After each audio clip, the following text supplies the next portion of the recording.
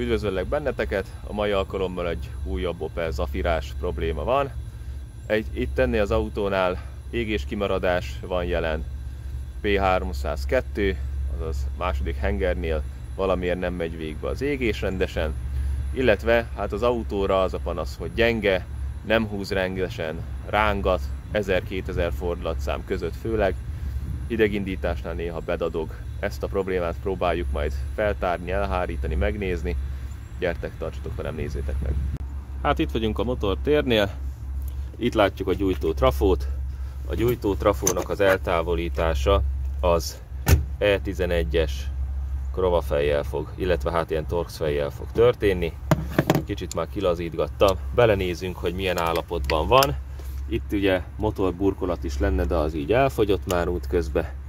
Illetve hát megnézzük a trafót is, mert ha égés kimaradás van, akkor annak vizuális jelenség általában szokott lenni. És megnézzük, hogy látunk-e itt valamit. Ennek a kivétele meg kell húzgálni, és már meg is vagyunk. Hát amit szembe tűnik első körbe, hogy ennél a hengernél valamiféle olajbefolyást látunk, és hogyha belenézek a hengerbe, akkor talán ebbe is látszani fog. És hogyha itt belenézünk, akkor látjuk, hogy ez is fürdik az olajba, ez nagyon fürdik az olajba. Tehát itt mindjárt megpróbálok ráközelíteni, tehát ott a gyertya benne van, ebbe csak kismértékű, ebbe kevesebb van, ebbe is van. Hát itt egy szelepfedél tömítés az mindenképp javasolt lesz, és kiszedem a gyertyákat, megnézzük, hogy hogy néz ki. A probléma az a rendszerrel, vagy a dologgal, hogy amikor ez olajba kerül, maga a gyertya, akkor a trafónak is a szárai belekerülnek, és ott elkezd áthúzogatni a trafó, és súlyosabb esetben tönkre megy. Tehát a trafót is tönkre tudja tenni. Így ez nem jó, hogy ezt az emberek megvárják, mert itt ez könnyedén trafó problémát okozhat. Úgyhogy még szerencsénk van, hogyha itt esetleg nem ment tönkre, de majd meg fogjuk nézni. Kiszedtem a 4 gyertyát, itt vannak a gyertyák, gyönyörű, szépek, ebből lényegében kétfélét különböztetünk meg. Kicsi olaj van benne, meg nagyon sok olaj. A első hengerben, meg a másodikban kevesebb volt, a két szélsőben, a harmadikban, negyedikben ott több volt benne jócskán, úgyhogy ez egyáltalán nem jó. Attól, hogy ennek itt ugye nem látunk idefolyt olajt, az azért van, mert a kitekerés során nem tudott befolyni az olaj, mert itt kevéske volt benne, de a többinél itt azért menetes része is, tehát azért olajos, mert hát ahogy tekertem kifele, akkor hengerbe befolyik, és majd nyilván ott el fogja égetni. Tehát az az oka. Ez így nem maradhat természetesen, hiszen mind hibás gyújtást eredményezhet, úgyhogy a olajtól tömítettségét meg kell oldani, egy másik szelepdekni tömítést fog kapni, és akkor ezt követően lehet azt megnézni, hogy akkor a trafónk az hogy működik még, mennyire jó, és egyáltalán a keverékképzési adatokat ezután érdemes megvizsgálni. Addig nincs tovább lépés lehetőség, még ez nincs rendezve. Akkor a szelepfedél az eltávolításra kerül. Így van. Hát igen, tehát itt is látszik azért, amikor az évek során használódik az autó, akkor így az olajsár le tud rakodni. Ennek azért többnyire az is szokott a problémája lenni, hogy azok az olajak, amiket használnak, azok kevésbé tartalmaznak olyan detergens, diszpergens adalékot, ami a lerakodott olajsarat valóban föl is oldja, és cserekor kivezeti a motorból, illetve az olajszűrőbe megfelelően belekerül. Tehát ezek nyilván nagyon sokat futottak már ahhoz képest ezek az autók, és ezért vannak ilyen problémái. Itt jól látszik a tömítetlenségi gond, hogy honnan, hova folyt bele az olaj. Azt gondolom, hogy ez az első számú probléma, ami az égés kimaradásnak az okozója, ami azt jelenti, hogy ha ez a gyertya benne ül az olajba, akkor olyan magas olajszintet tud elérni a befolyó olaj, hogy utána a trafó azon keresztül a házhoz fog áthúzni, tehát nem az elektródához, és ez problémához vezet sajnos. Tehát erre mindenképpen megoldást kell keresni, és ki kell cserélni, mert így meg tud keményedni ez a szelepdekni tömítés. Úgyhogy ez alá semmi paszta, semmi nem kellene, ha ez jó gumi, tehát jó gumis és jó tömít, akkor nem ilyen kopogós, kemény műanyagnak kell lennie. Tehát ezt ki kell cserélni. És az a gond, hogy hamarabb cserélnek trafót, mint hogy ezt megnéznék, mert mit csinálnak? Megfogja, kitörli, tényleg addig ideig, óráig jó, azt utána megy egy darabig, utána megint elkezd adogni a motor, kihagyni, és megint kezdődik előről, és többnyire ez okozza a problémát, úgyhogy ennyi. Teszünk bele egy új szelepdekni tömítést, és utána megvizsgáljuk, hogy akkor hogy is állunk a dolgokkal, az élő adatokkal, és az égésképpel, és minden mással. Na, megtisztítottam a fedelet, megkapta az új szelepdekni tömítést, látszik azt, hogy ennek a vastagsága, rugalmassága, ez már tényleg megfelel a alapkritériumoknak. Felhelyezésnél arra kell figyelni, hogy a sarkokat egy picikét célszerű megkenni egy kis pasztával, majd oda teszünk ide a legsarkabb részére, ez gyárilag is ez az előírás. Egyébként nagyon érdekes, itt a régi tömítés van, amikor kiszedtem, akkor látszott rajta, hogy ez olyan, mint a ropi, tehát ha megnézzük, iszonyatosan kemény, és nagyon szinte törik. Tehát ennyire el tud lényegében öregedni a hő meg az idő hatására a régi tömítés, tehát ez nem csoda, hogy beengedte az olajat. És akkor megjöttek az új gyertyák is, a gyertyákat is kicseréljük, és normális olyan gyertya lesz benne, ami nem húzott még át egyszer sem, és talán a trafónak a terhelését is minimalizálni fogja. Nagyon fontos az, hogy minden trafóhoz a saját ellenállású gyertyát használjuk, tehát ha 5 kg akkor azt, ha 10 kg azt, és így, ahogy meg van írva a szervizmanuálba, úgy célszerű alkalmazni. Jó, ezt pedig akkor föl fogjuk tenni, és összerakjuk az új gyertyával, megnézzük, hogy indul, hogy jár, élő adatokat, és aztán meglátjuk, hogy mi lesz tovább. Na, akkor nézzük a pacienst. Elő van készítve a felület, megtisztítottam, és kezdjük a gyújtógyertyával.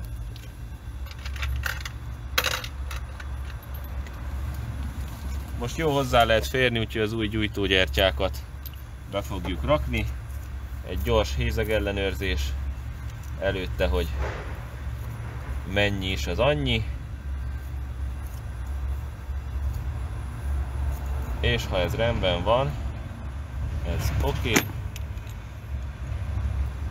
Ez oké. Ez oké. Túl nagy nem lehet, túl kicsi nem lehet. Általában ilyen 0,91 körül szokták megadni a legtöbb gyártónál.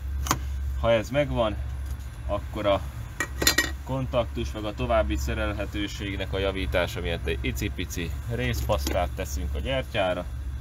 Ez nagyon magas hőmérsékleten sem fog ráégni, vezetés képessége neki az megmarad, biztosítja a kontaktust, úgyhogy a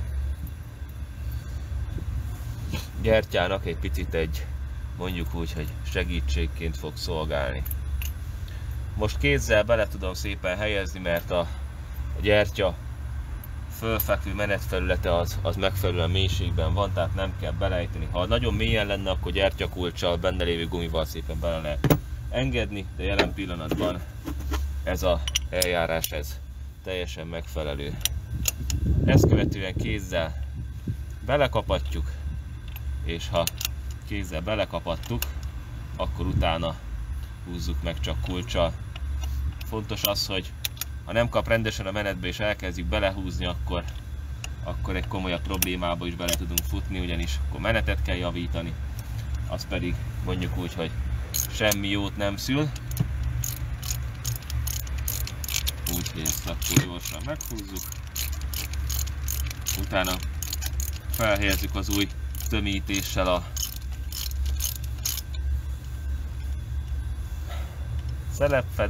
szelepfedelet. Jó.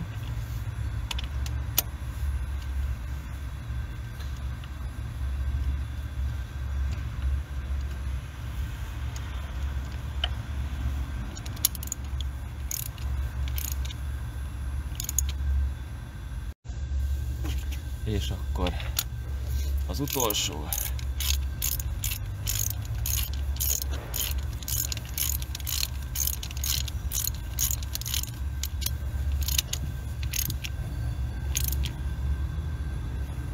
Rendben vagyunk. Ez egyelőre jól néz ki. Következő lépés az,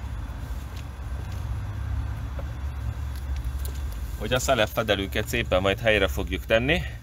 Csak ahhoz, hogy ezt helyre tegyük, a legsarkát a tömítő felületeknek picit meg kell kenni. Ennek többnyire az az oka, hogy a olajszivárgás leghamarabb ezeken a sarkokon indul meg, és ennek az elkerülése véget. Nem kell azt kiönteni pasztával, hanem csak annyit kell rátenni, amennyi szükséges a tömítettség érdekébe. Úgyhogy a történet az ennyi, tehát ezt a sarok részét picit megkentük, ahol a tömítésünk ugye fölfekszik, magyarul ennek a sarokpontjait, és ezt követően helyre fordítjuk az oldalát, illetve a szelepfedél deknit.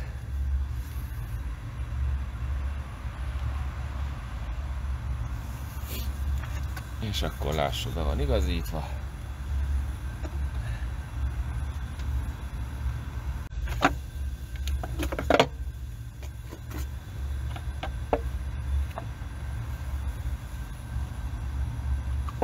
Minden a helyén van.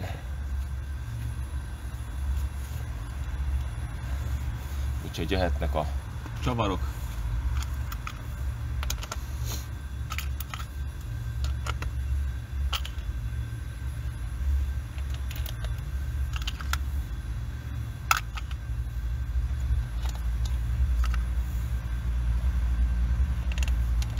Minden bizonnyal az olajfolyás is így elhárításra kerül, és a gyertyákhoz nem tud egy jó ideig befolyni a motorolaj, ami természetesen nem is odavaló.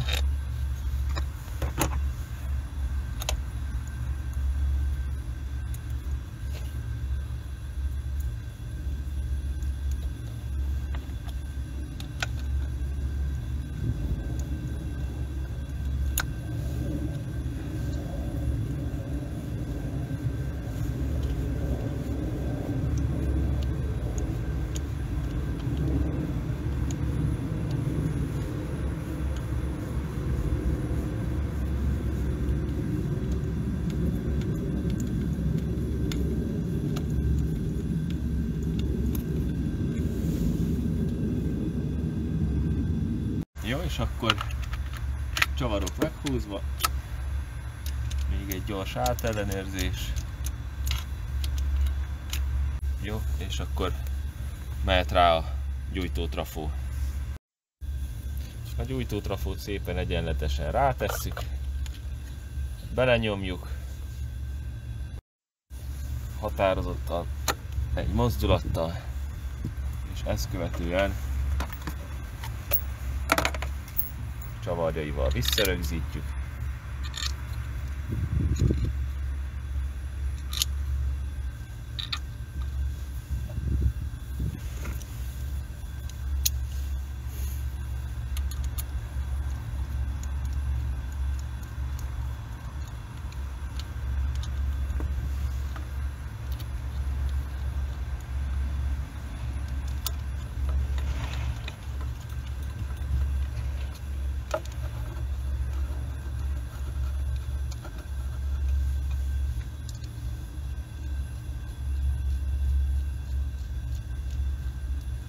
Azért a fixárral húzom, mert valahova letettem a rasisat egy másik munkafolyamatba is.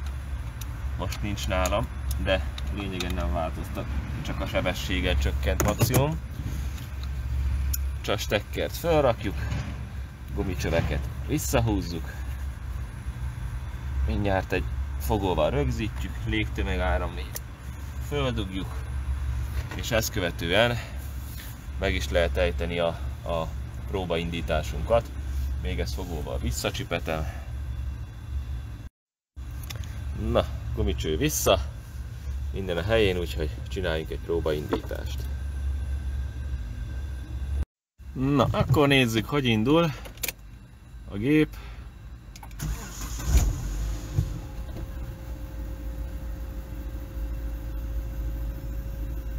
Hát a indulás jó, motorfordulatot jó tartja. Mindjárt megnézzük, hogy hogyan jár a gépünk.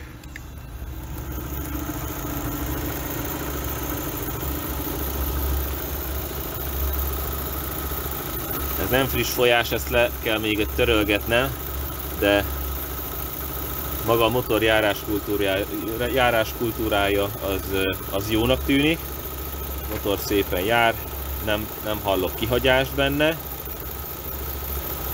de diagnosztikával meg fogjuk nézni az élő adatokat, és akkor már biztosabbak leszünk benne, mert a légtömegmérőt ezt egy kicsit gyanúsnak találtam már az első vizsgálatnál is, amikor ott a égés kimaradást megnéztem, de mindjárt ki fogjuk deríteni. Adok neki egy-két gázröccsöt.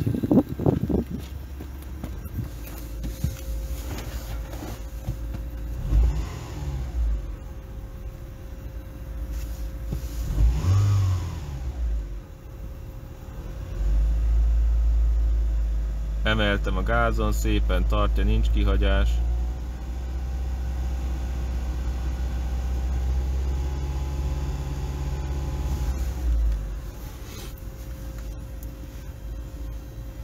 Jó, de meg fogjuk nézni akkor diaggal mindjárt, hogy azzal mit csinál, pontos adatokra támaszkodva. Jó, kikeressük akkor a rendszerből magát a járművet, elvileg az adatok stimmelnek. Csinálunk egy csatlakozást.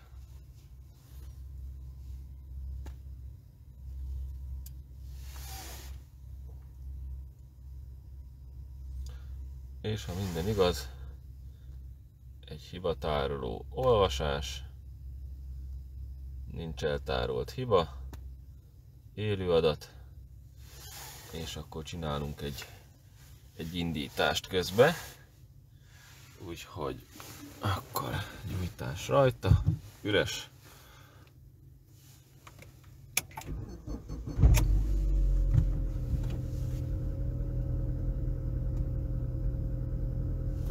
Jó, a motorunk beindult, akkor mindjárt megnézzük, hogy ez nem kell. Az E18X-et tudjuk, és akkor nézzük az alapadatokat. Töltésünk megfelelő, külső folyadékhőmérséklet rendben van. Befecskendezési idő, gyújtás jónak tűnik.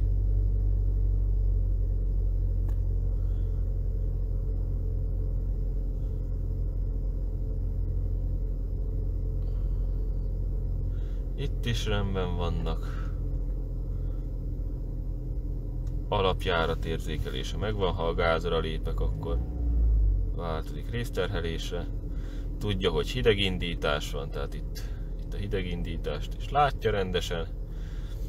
A légnyelésmérő az nyilván emelt volt a fordulat, most ez elkezd csökkenni, és ez lesz nekünk itt az érdekes, hogy ez mennyi lesz üzemmelegen.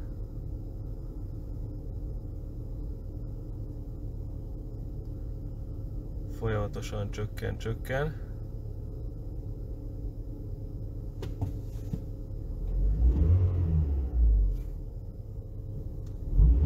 Adok egy-két gázfröccsöt.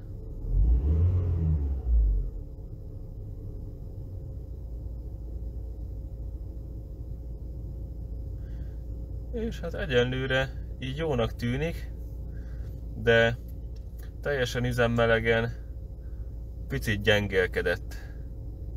Azt láttam még az elején. Most nyilván azért lehet, hogy nem üzemmeleg, majd még üzemmelegen meg kell nézni, de az biztos, hogy most jónak tűnik. Lambda szondánk megfelelően változik, tehát ez kellően mozgásban van. Ha ezt megnézzük egy oszcillogrammon, akkor egy tökéletes oszcillogramot látunk, tehát itt a szondánk feszültsége az teljesen jó. Adok egy gázpöccsöt, elkezdi a túldúsítást, úgy van, majd visszaveszi szépen a lambda 1-es értékszabályzáshoz, és működik, ahogy van előírva. Tehát ez oké.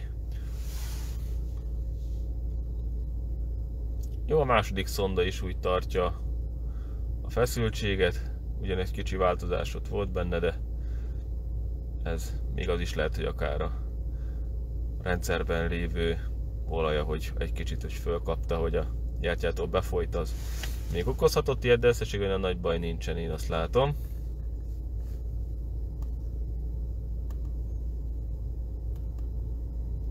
Úgyhogy ennyi, ez jól működik, visszatérünk a alap dolgokhoz. És a légnyelés mérő is egyenlőre jónak tűnik, még melegít, ha megnézem, hogy mennyi. Most kicsit emelt gázon tartom a fordulatot.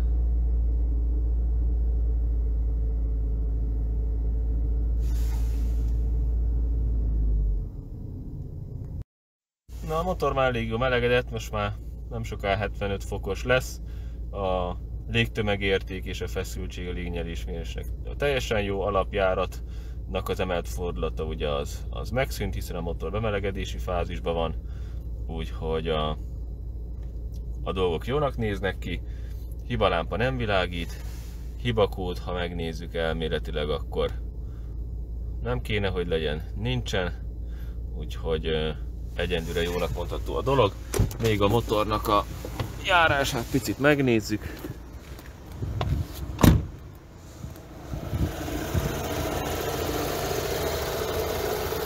Ez is jónak tűnik, visszaszereltem a pedelét is, ugyan